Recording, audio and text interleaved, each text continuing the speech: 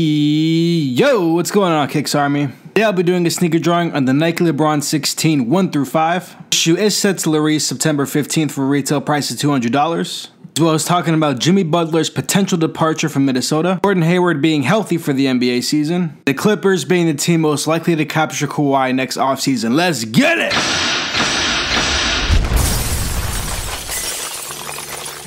I guess this particular shoe has two names. It's the What The and then it's the 1-5. What's really interesting about this sneaker, normally with the quote-unquote What The shoes, it's usually a combination of different colorways that had already released for that particular model. What they did this time is they released the What The shoe before the other models were actually released. As for the names of the 5 different colorways that are incorporated into this one pair of sneakers, it is the Fresh Bread, which I already did a video on actually, King, SFG, 20 for 20, and I Promise. Now, we already saw images of the Fresh Bread. As for the other 4 colorways, I personally haven't seen any images of them, although based off of the sneaker that we have, we can kind of get a feel for what the other colorways will be. The retail price of $200 isn't too bad, but the thing that kind of sucks is this being kind of like a premium shoe with the What The name attached to it. You know, it's available in select House of Hoops locations as well as the Nike sneakers app and select retailers as well. Now, you guys might be thinking, KicksArt, are you going to cop these sneakers? And the answer is no! You guys already know I do not have any money. I am a broke college student till I die. Or until I pay off my student loans. One or the other is gonna happen first. But in the hypothetical scenario where I do actually have money, these are actually a pretty clean cop. I would absolutely grab these if I could. For me personally, I prefer this model over his past 3 models that he's had.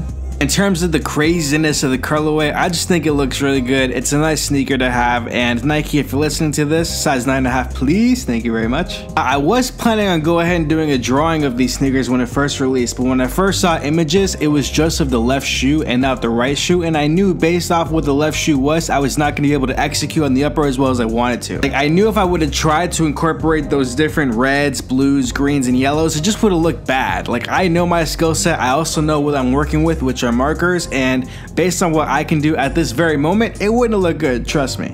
I would argue that even my execution of the upper on the right pair, which is mostly that gray and black and white upper, isn't the best. At least I'm able to execute this upper as opposed to the other one. I'm not necessarily the most proud person on how this particular drawing turned out, but I am happy that I tried it, because if you never try, you're never gonna know what you can or cannot do. If I'm being transparent here, I actually thought it turned out better than I thought initially would have when I had planned on doing this drawing. When I was initially working on this drawing, I was working on the outsole and stuff, and I'm thinking, okay, by the time I get to the upper, all of this is gonna go to you know what. But thankfully, I was kind of able to work the upper to a point where I felt like it was acceptable, and like, okay, and this is what's really fascinating about drawing, to me at least. If you take a particular section of the upper and you like really look at it, it kind of looks really bad. But if you look at the upper as a whole, even though that pattern in and of itself, when you look at it really close, looks bad, when it's consistent all the way through, it looks pretty clean. Obviously, I'm biased when I say that because I don't want to completely poop on my own drawing, but I think it looks good enough to go ahead and warrant a video in and of itself. Also, I was not going to go ahead and redo this after I've already committed almost an hour to it. But for where I'm at right now in terms of my artistic ability, I'm happy with the way it turned out. But with that being said, and I've been thinking about this for like the past week, maybe almost the past month, I would say,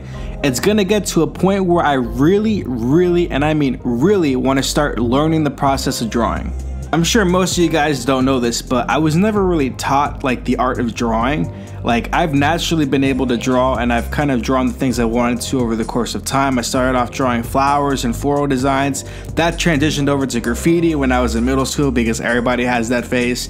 From there, graffiti slowly transitioned over to sneakers, and then it's been pretty much sneakers ever since. Nobody ever really taught me how to draw, and I might have had drawing lessons here or there, but I've never really focused on like how to draw something, anything if I wanted to. Like, if you ask me how to draw a cat, or if you ask me how to draw a person, I honestly would give you a terrible result. Because when it comes to visualizing that thing and putting it on paper, I'm not that skillful, I can't do it. And I think learning how to draw whatever it is in general will improve my drawings when it comes to these videos, as well as maybe one day I want to go ahead and I want to stray away from the stencils that I use. Obviously, using the stencils is very convenient because that way I'm saving a lot of time as opposed to starting from scratch. When it comes to doing these daily sneaker drawing videos, make sure you guys go ahead and subscribe if you're interested in that kind of stuff, and hit that bell for post notifications. With how busy my schedule is with work, school, and then trying to maintain the channel and the website, it's really hard to go ahead and say, okay, I'm going to start with a brand new sheet of paper and expect a really good result.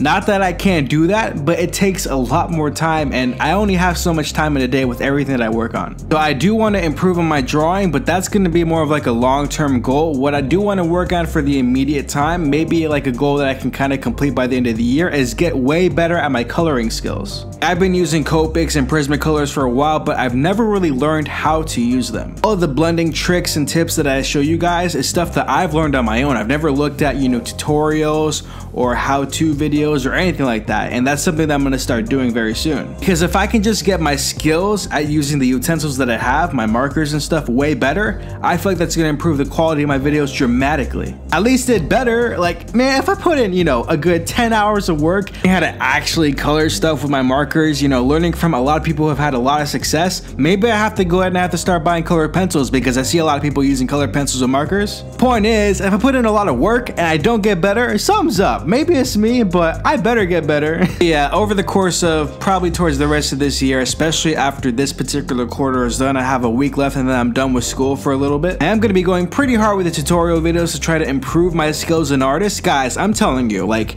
I want in like a year for my videos to look dramatically different from how they are now. I want you to be able to scroll down my catalogs of videos and be like, oh my god, this guy really improved. Like, he was serious about this. That's just one of the 50 goals that I have going through my head right now, so I guess we're gonna have to wait and see how that turns out.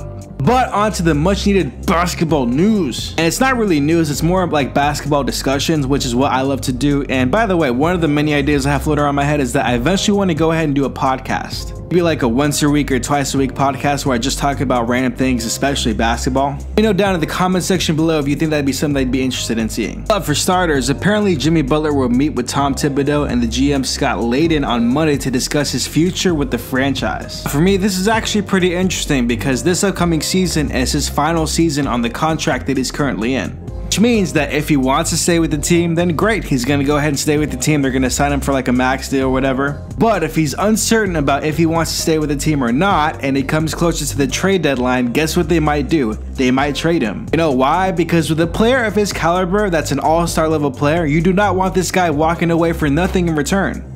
Part of the reason why the Spurs went and they traded Kawhi Leonard, besides the fact that there was clearly some friction that was, irreparable, I also understood that if this man decided to leave out of his own free will and we got absolutely nothing in return, that is a huge loss on our part. You have an all-star level player and they decide to leave and you don't have any leverage of getting anything back in return, you just pretty much wasted your time and or money because they left you. They didn't want to be with you for one reason or another. The Timberwolves clearly understand that Jimmy Butler isn't exactly too happy and they kind of want to, mend fences with him, kind of understand his mindset and what he wants to do. And there's a number of ways this can go. Clearly Jimmy Butler can go ahead and say, no, I want to stay with you guys, I want to be here, I want to be in Minnesota, and that'd be great, there'd be no problems there. He can say, no, I'm not really interested in being here for the long term, I'm probably going to leave or something to that resort, in which case they most likely will go ahead and trade him at the trade deadline. Which even then, that might be difficult because if he says that he wants to leave, right, and he doesn't say where he wants to leave to, which he probably shouldn't, who can they trade him to? Because the team that they'd be trading with would understand that Jimmy Butler doesn't want to be there, so would they want to go ahead and risk, whatever assets they'd give up in return to get Jimmy Butler, who's probably going to leave them anyway? Unless they trade him to the team that he wants to go, but then wouldn't the team that Jimmy Butler wants to go to know that Jimmy Butler would want to go there, in which case why would they give up anything? Overall, it's a really complex situation to be in if you're the Timberwolves. If you're Jimmy Butler, you have all the leverage. No matter what's going to happen, you're going to do whatever you want to do. Guys, remember guys, these meetings aren't for the player, they're for the organization. Next, we got word that not only is Gordon Hayward 100% healthy, but he's been playing 5-on-5 basketball for the last 2 weeks. He was being interviewed by the media. He said the only thing that he really needs to work on is getting that last little bounce that he normally gets whenever he's going in for a dunk or like an aggressive layup. But besides that, his game is pretty much there. He feels 100%. It's really awesome to hear. This guy suffered a really horrific injury in the beginning of the NBA season. This guy only played like 6 minutes minutes of the NBA season last season, and then, you know, playing which he got injured. It just looked like everybody was in the perfect spot for that freak injury to happen, and you couldn't really expect that. You know, you wouldn't expect that to happen of anyone, not even on the first day of the NBA season, so it was just really unfortunate to see that happen. The fact that he's 100% now is a really good sign for the Boston Celtics. Of course, these guys are the front runners to exit out of the East and make it to the NBA Finals. Obviously, this guy is a great player. I think he's going to do very well this season because when we look back at his scoring average per season, he's gone up every single year. Obviously, last season doesn't count. We kind of exclude that. But if he's the Gordon Hayward that we saw back in his final season with Utah, this guy will be averaging 20 plus points a game easy. Considering that the Boston Celtics didn't have any of that all of last season, yeah, he's going to be a big asset to the team. One clap, one time for Gordon Hayward right quick.